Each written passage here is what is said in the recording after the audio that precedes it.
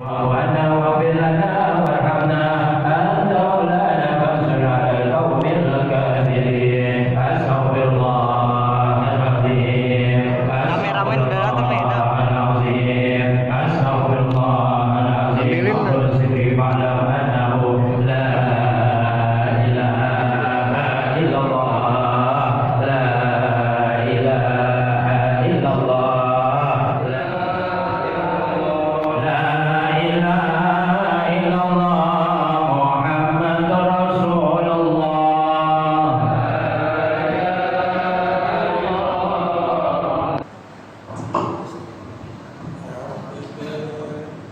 Assalamualaikum warahmatullahi wabarakatuh.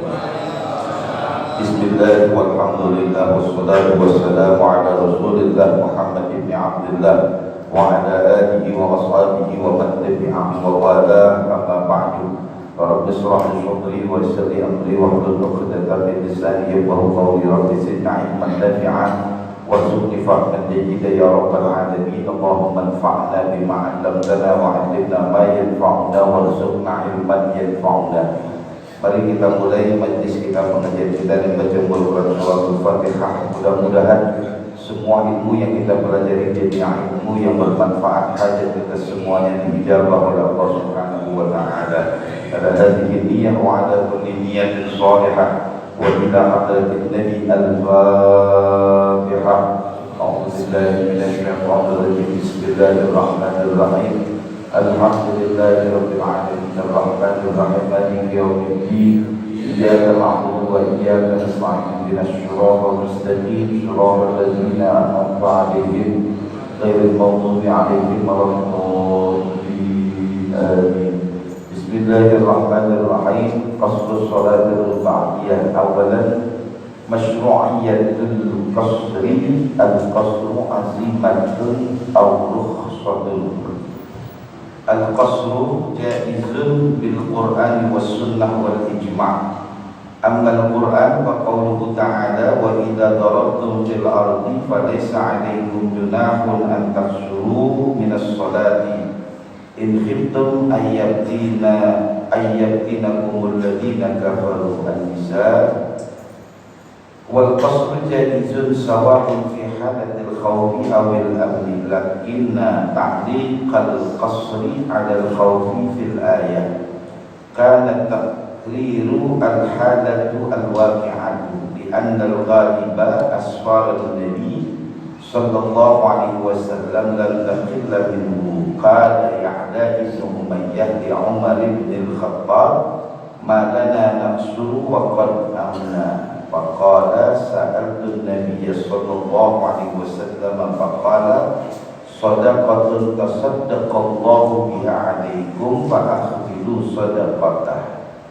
Wa amma sunnah faqad tawataratil akhbaru anna Rasulullah sallallahu alaihi wasallam kana yaqsuru fi asfarihi hajjan wa mu'tamiran wa ghaziyan muhariban.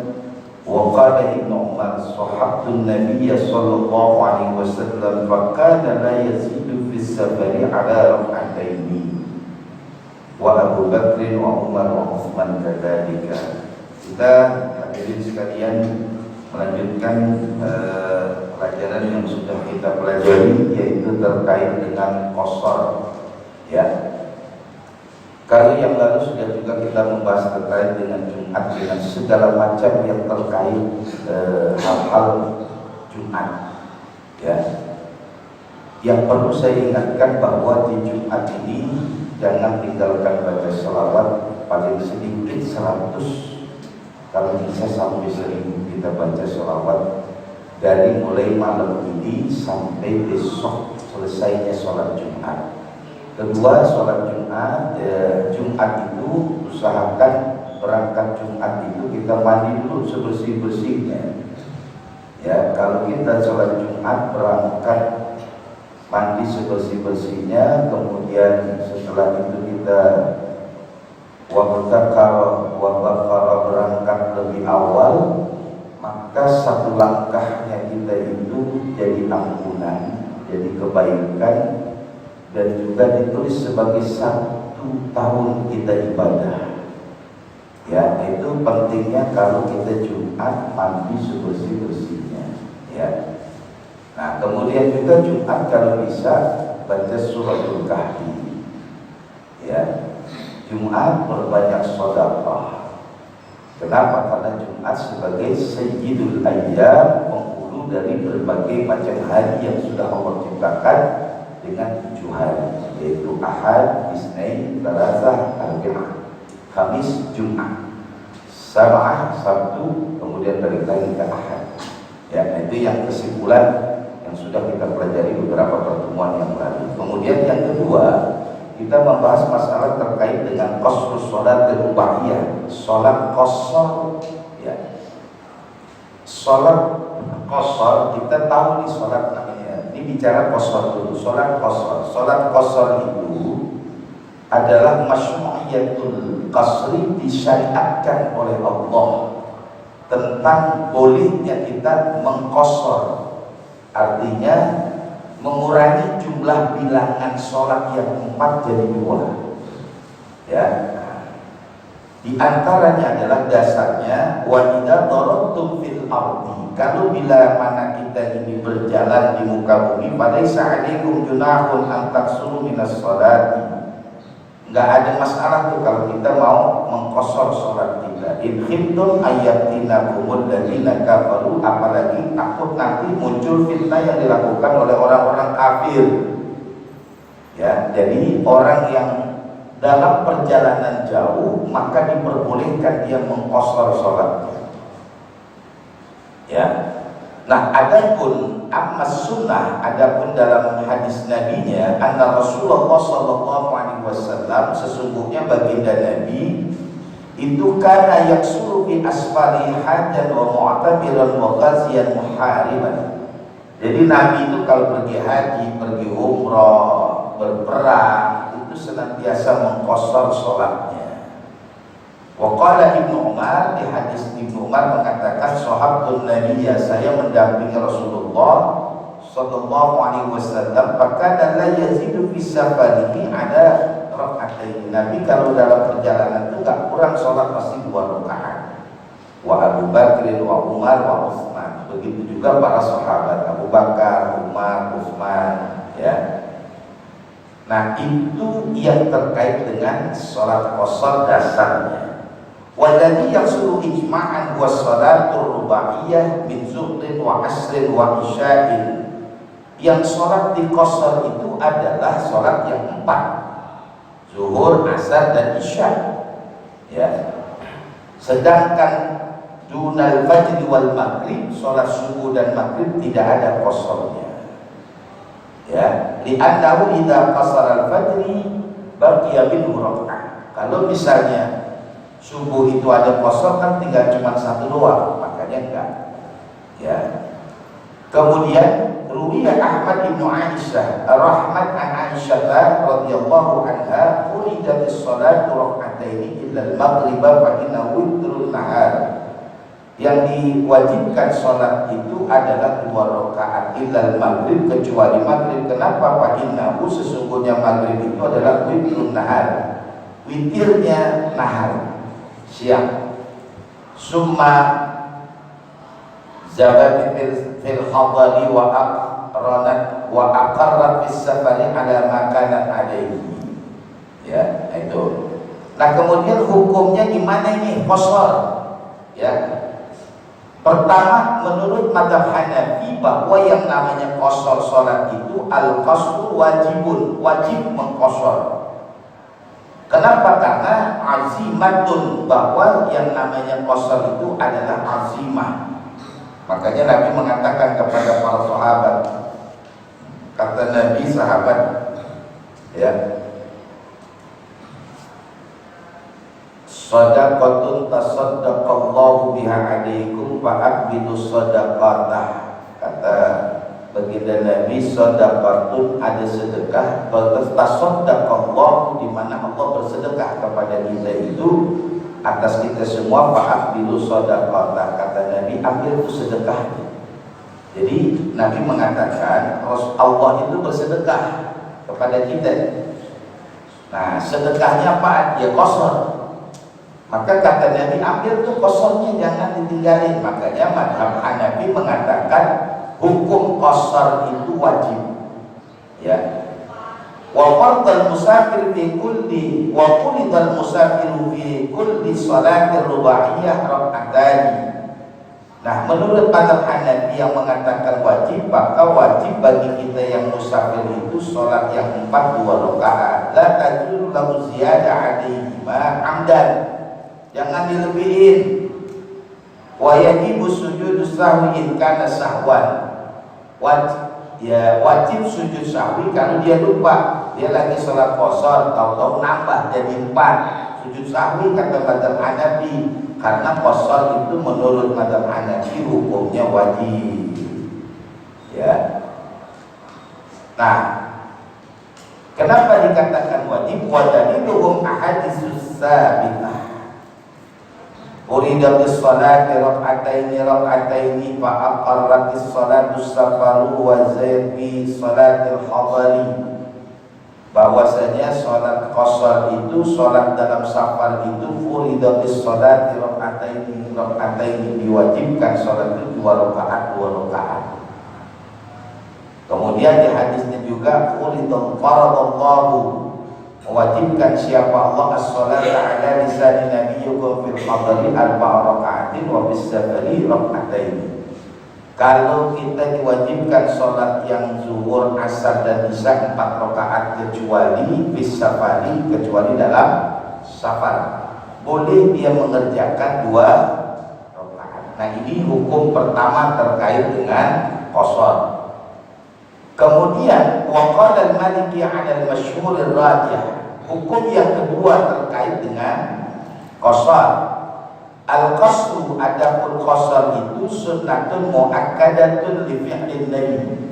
Qashar itu hukumnya sunnah muakkadah karena Nabi mengerjakan demikian. Fa innahu, maka sesungguhnya Nabi itu lam yasih anhu fi asfarihi annahu atamma sholata qattun kama fil hadisil mutaqaddimi ada Ibnu Umar wa ghairi. Karena ketika Nabi dalam sholat, dalam perjalanan itu selalu Nabi mengerjakannya 2 rakaat. Makanya dikatakan bahwa qashar itu adalah sunnah muakkadah. Kemudian yang ketiga hukumnya qashar, qala Syafi'iyah wal Hanabilah, menurut mazhab Syafi'i dan Hambali, al-qasru, qashar itu rukhsatun ala sabilit takhir. Kata mazhab Syafi'i bahwa yang namanya qashar itu rukhsah, keringanan. Ada sabilit takhir, terserah kita nih mau pilih apa kagak. Padahal musafiri ayatimma, bagi kita ini kalau dalam perjalanan ayatimma au yang suruh boleh menyempurnakan sholat, artinya zuhur 4 rakaat, boleh juga ayat surah zuhur itu 2 rakaat. Wal qasru, dan adapun qashar itu afdalu minal itmami mutlaqan indal Hanabilah. Yang afdal itu kalau kita perjalanan ya ambil qashar, ya, daripada kita enggak mengqashar. Li'annahu, karena apa? Karena baginda Nabi sallallahu alaihi wasallam dawamu alaihi, kalau dalam perjalanan Nabi selalu mengambil qashar. Begitu juga wa kadzalika khulafa'ur rasyiduna min ba'd. Wa huwa 'inda Syafi'i al-masyhur afdalu min al-itmam idza wujida fi nafsihi karahatul qasri. Kalau memang ada kemakruhan dalam qashar itu ya ambil sempurna. Gitu. Au idza balagha salasa marahil 'inda al-Hanafiyah taqdiru, menurut mazhab Hanafi kurang lebih 69 km itba'an di sunnah khurujan min khilaf. Ya, jadi gini, qashar itu hukumnya ada 3. Ada yang mengatakan wajib, ada yang mengatakan sunnah muakkadah, ada yang mengatakan bebas memilih kita. Ya, sunnah saja. Nah, kalau kita dalam sebuah perjalanan tergantung kita nih.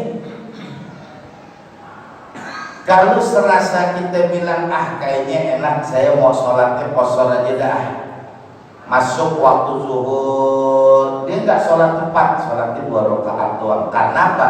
Nabi kalau dalam perjalanan selalu begitu. Gitu. Ada teman kita juga berangkat zuhur, dia nggak pernah ngerjain kosor. Pergi kemana aja selalu ngerjain 4, boleh, nggak apa-apa. Ya. Tapi memang yang disunnahkan itu adalah 2 rakaat. Ini bicara qashar dulu, nggak bicara jamak.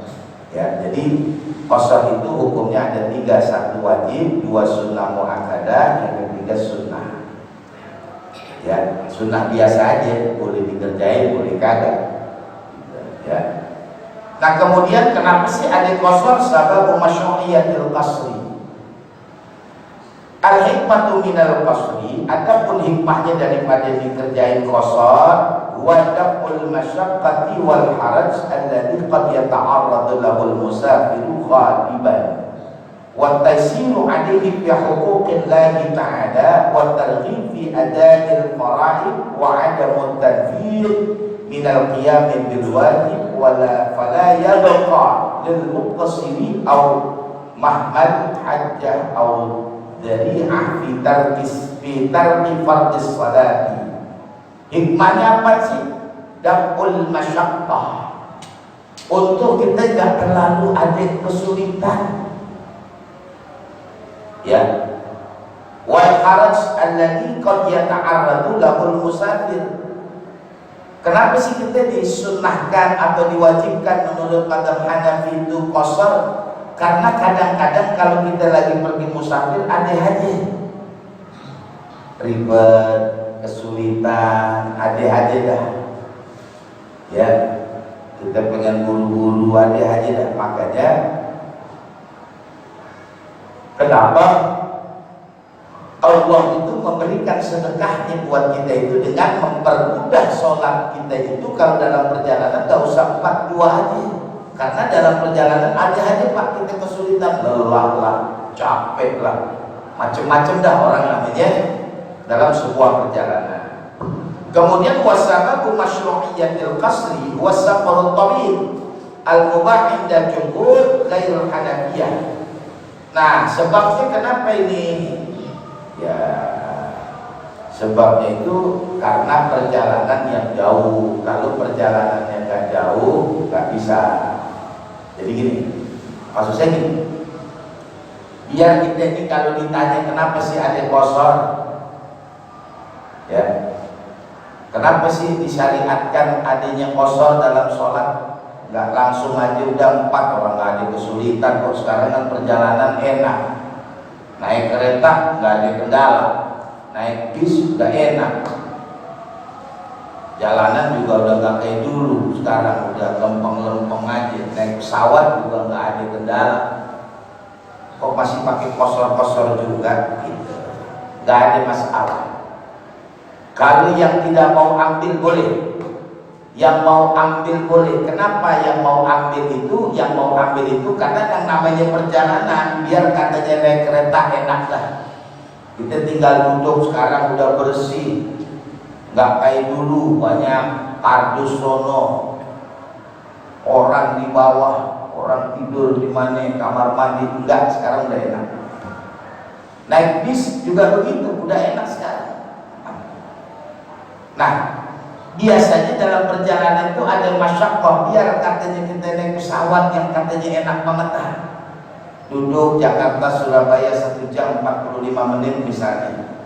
Kita berangkat pagi sebelum zuhur udah sampai di Surabaya, nggak ada kendala apa, udah sholat aja zuhur 4 rakaat, nggak apa-apa, boleh-boleh aja. Tapi kan kadang-kadang ada orang banyak urusannya. Kalau dia ngerjain 4 nih takutnya begini-begini, udah ngerjain aja 2 rakaat, boleh. Nah itu yang menyebabkan kenapa orang yang dalam perjalanan itu diperbolehkan untuk melakukan qashar. Karena kan hukumnya nanti dikembalikan ke personal, ke bapak masing-masing. Mungkin kita jalan berlima, yang satu sholat zuhurnya 4 rakaat karena nggak ada masalah bagi dia. Nah dia yang ngerjain sholat zuhur 2 rakaat, kenapa? Karena dia mimpin semua nanti di acara di sono, sibuk lah dia, repot. Kalau dia kan nggak ada repotnya, nah, silahkan dia memilih. Ya, nah itu kenapa yang namanya qasar itu ya disyariatkan, karena qad yata'aradu, terkadang orang-orang itu kalau dalam perjalanan itu ada aja ya capeknya, lelahnya, letihnya ada pak, kita kan berhasil kalau pergi kemana-mana berhasil capek aja. Biar katanya kita nggak bawa mobil, biar katanya kita naik kereta, tetap capek gitu ya. Nah, yang membolehkan qasar itu perjalanan panjang. Mazhab Hanafi mengukur 70 kilo gitu ya. Kalau di mazhab Hanafi ukurannya 70 kilo. Nah, ada juga ikhtalafa fi taqdiri masafatis safari alladhi yaqsuru fiha. Wa qala al-Hanafi aqallu ma taqsuru fihi shalat maisatu salasati ayyam wa layaliha. Kata mazhab Hanafi yang boleh qasar itu kalau perjalanannya 3 hari 3 malam. Kenapa? Karena dulu pakainya apaan? Onta sama kuda, perjalanannya nggak kayak sekarang. Berbeda sekarang. Jakarta Surabaya 900 sekian kilo aja bisa ditempuh 1 jam sekian menit. Naik kereta 12 jam. Nah, tapi ukurannya kalau memang dia jalan kaki kayak Jakarta Sukabumi jalan kaki bisa 2 hari tuh. Jakarta Sukabumi ini kalau treknya trek zaman dulu bisa 2 hari 2 malam sampai ke Sukabumi. Kalau treknya trek dulu. Tapi mazhab Hanafi mengatakan kalau di dalam sebuah perjalanan itu malam istirahat, hitungannya pagi doang, karena malam itu bukan untuk sebuah perjalanan.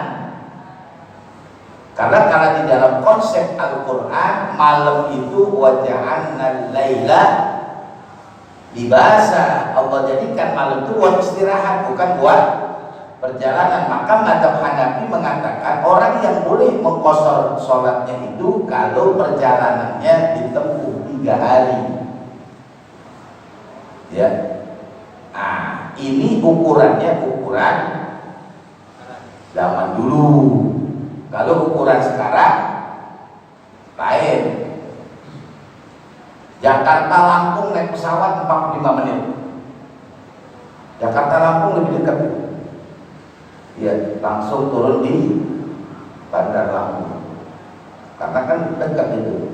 Cengkareng ke sana cuma nyebrang lautan udah turun. Bangka Belitung coba kalau naik kapal laut ramai. Nah, gitu. Nah, ini ukuran-ukurannya. Makanya kalau kita lihat ukurannya, kalau ini patokannya adalah masa lalu, mungkin kalau ukuran mazhab Hanafi 70 kilo itu lewatnya gurun, lewatnya gunung yang bebatuan, lo kan capek Pak naik. Coba dan nanti kalau bapak ibu pergi umroh misalnya itu naik ke Jabal Nur, Gua Hira. Saya belum pernah ke Jabal Sur, Jabal Nur dah, Gua Hira. Itu kan udah berhasil Pak naik. Kalau di Indonesia masih enak, gunungnya ada punah. Kalau di sana udah batu, panas. Makanya tempuhannya itu bisa jadi dia 3 hari baru sampai, karena kondisinya jauh. Medannya tidak seperti medan sekarang. Ya itu. Ya apalagi sekarang udah zaman pakai kendaraan, motor, mobil. Ya. Nah, kita aja naik motor sering ke Cipanas. Cipanas naik motor. Berapa? 4 jam. Kalau di jalan kaki 2 hari. Nah gitu ya. Nah kemudian ukurannya itu ya, wa madmu'u muddat salasatil ayyam bis-sa'ati yakhtalifu bihasbi kulli baladin. maka hitungannya keyakinan beda. Qala jumhur ghairul Hanafiyah, menurut selain daripada mazhab Hanafi, as-safaru tawil al-mubah lil qasril muqaddar biz zaman yaumani mu'tadalani aw marhalatani bi sayril afqal wa dahbil aqdam. Ya, jadi ay sayrul ibil, menggunakan onta gitu ya. Jadi as-safaru tawil, perjalanan panjang yang dibolehkan lil qasri al-muqaddar biz zaman yaumani, baik perjalanan itu ditempuh selama 2 hari ya, dengan sayrul ibil, menggunakan onta. Coba dah kita naik onta dari Jakarta ke Surabaya, sampainya berapa hari gitu ya. Nah, itu ukurannya aja. Nah, beda dengan masa-masa sekarang ya. Wa daliluhum ya ahla Makkah la taksuru fi aqalli min 4 barad min Makkah ila Usban wa ma ruwiya an Ibnu Umar wa Ibnu Abbas radhiyallahu anhuma kana yusalliyani rak'ataini wa yaqtirani fi 4 burud fama fawqa wa li anna fi hadzal qadri tataqarrar masyaqqat asy-syidq wat tarahhib wa fi ma dunahu la tataqarrar wa hadhihi al-masafatu 'inda Syafi'iyyah muhaddadatun tamman fa yadirru naqsul masafah mahma qalla. Jadi ya, ada yang mengukur dengan ukuran 2 hari, ada yang mengukur dengan ukuran 3 hari perjalanan menggunakan onta. Ya, berbeda perjalanan yang sudah menggunakan alat transportasi modern. Maka nanti yang muncul adalah masyaqqahnya, kesulitannya yang muncul. Apakah ada kesulitan atau tidak? Maka nanti hukumnya bisa berubah. Dia boleh memilih antara dia mengqashar ataupun tidak mengqashar. Umumnya kita kalau dalam perjalanan selalu pengennya qashar, umum dah tuh ya. Nah, kemudian nau'us safarin lagi taksuru fihi shalah, perjalanan yang diperbolehkan untuk melakukan qashar. Qala al-Hanafiyyah, menurut mazhab Hanafi, yajuzul qasru fi kulli safarin sawa'un akana qarabah au mubahah au ma'siyah.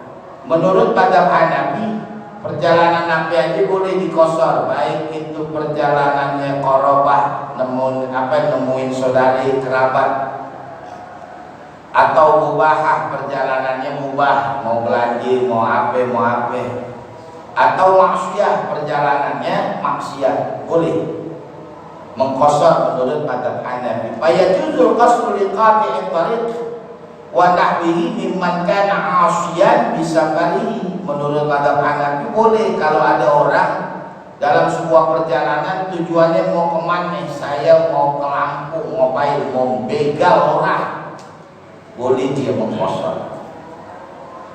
Mimman kana 'asiyan bisafarihi, sekalipun ada orang yang perjalanannya maksiat.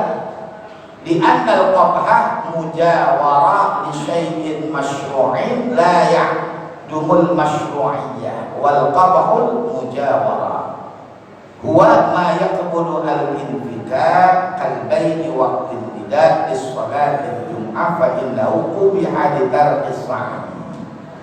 Jadi kalau ada orang yang bepergian untuk maksiat, menurut mazhab Hanafi dia boleh tetap mengqashar.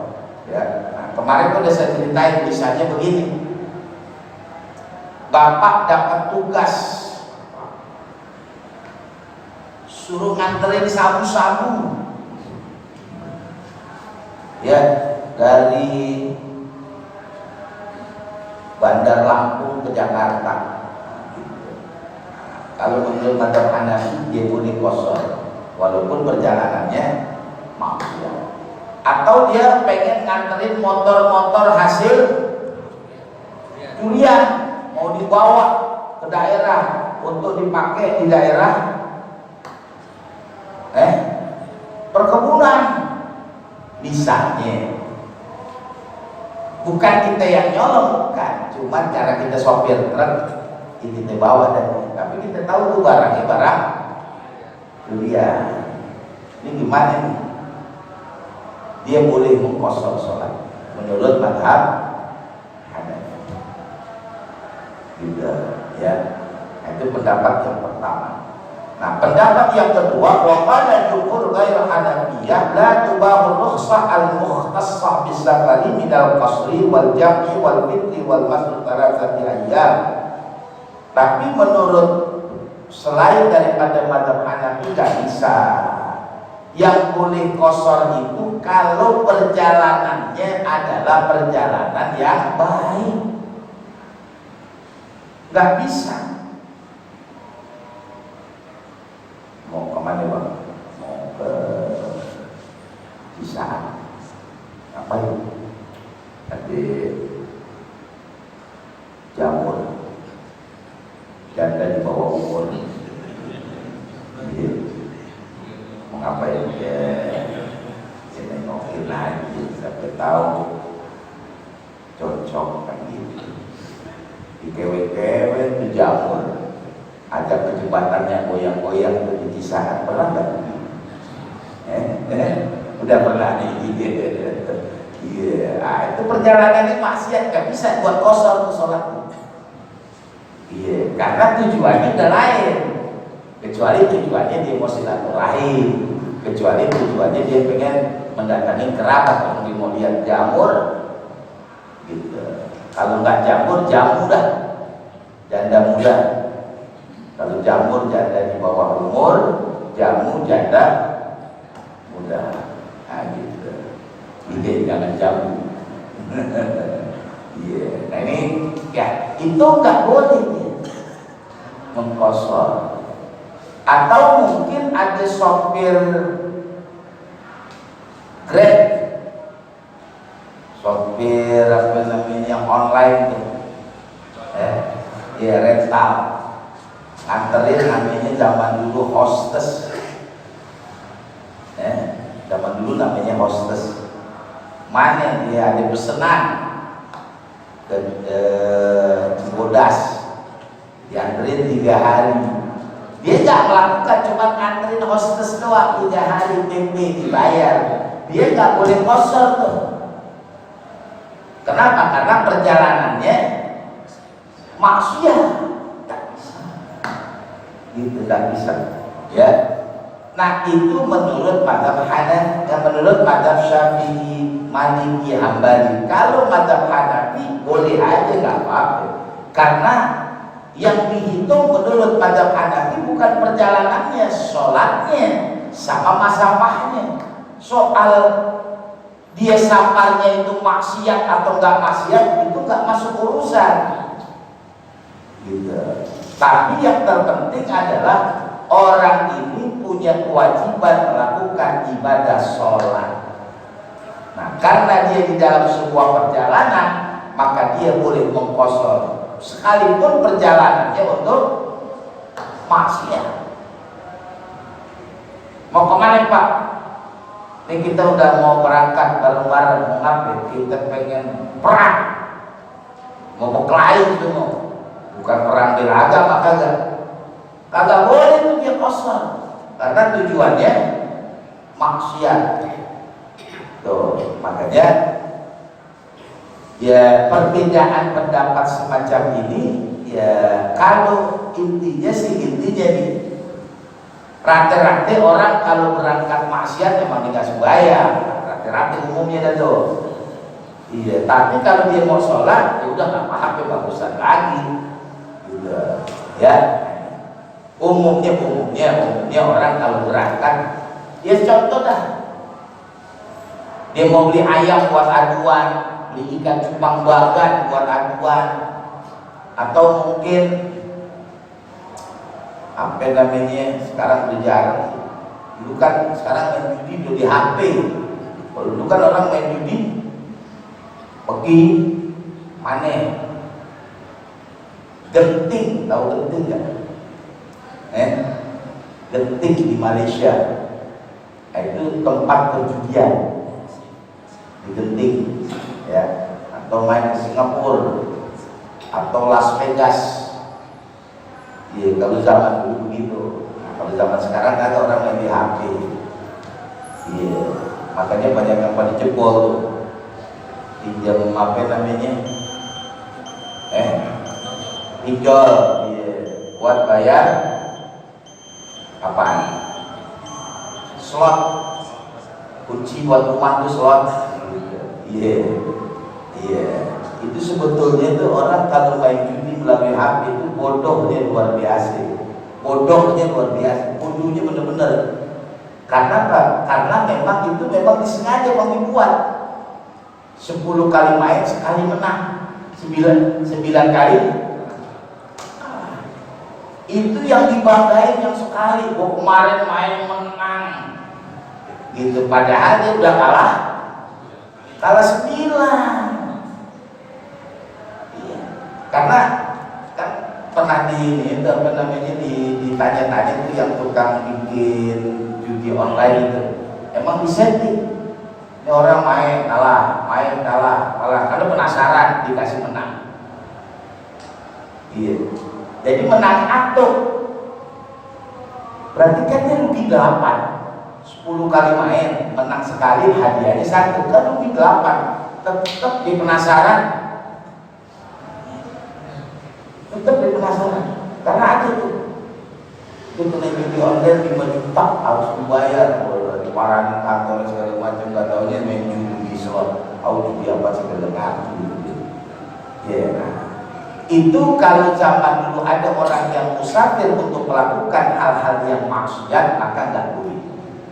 Ya, nah ini terkait dengan qasar daripada sholat. Nanti kita lanjutkan pada pertemuan yang akan datang. Kita tutup majlis kita. Mudah-mudahan Allah Subhanahu wa Ta'ala mengampuni dosa kita, menerima semua amal ibadah kita, hajat kita semuanya dijabah oleh Allah Subhanahu wa Ta'ala.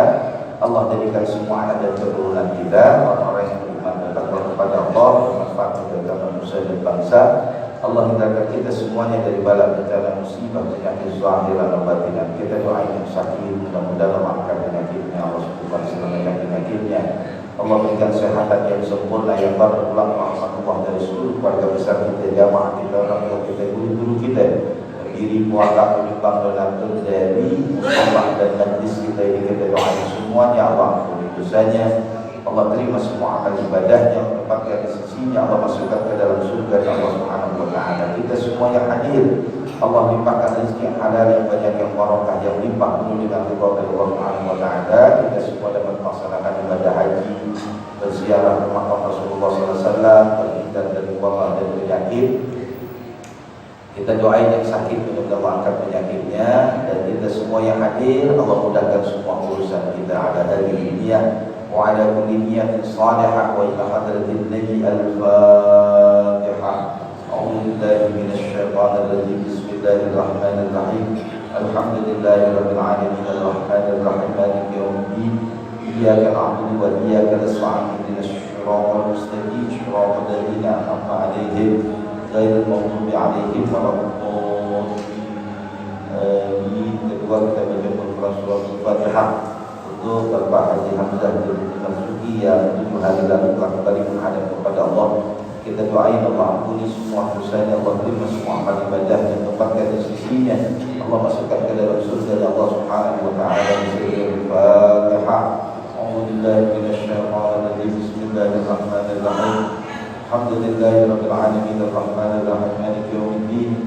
Iyyaka na'budu wa iyyaka nasta'in. Ihdinas siratal mustaqim, siratal ladzina an'amta 'alaihim ghairil maghdubi 'alaihim waladdallin. Amin.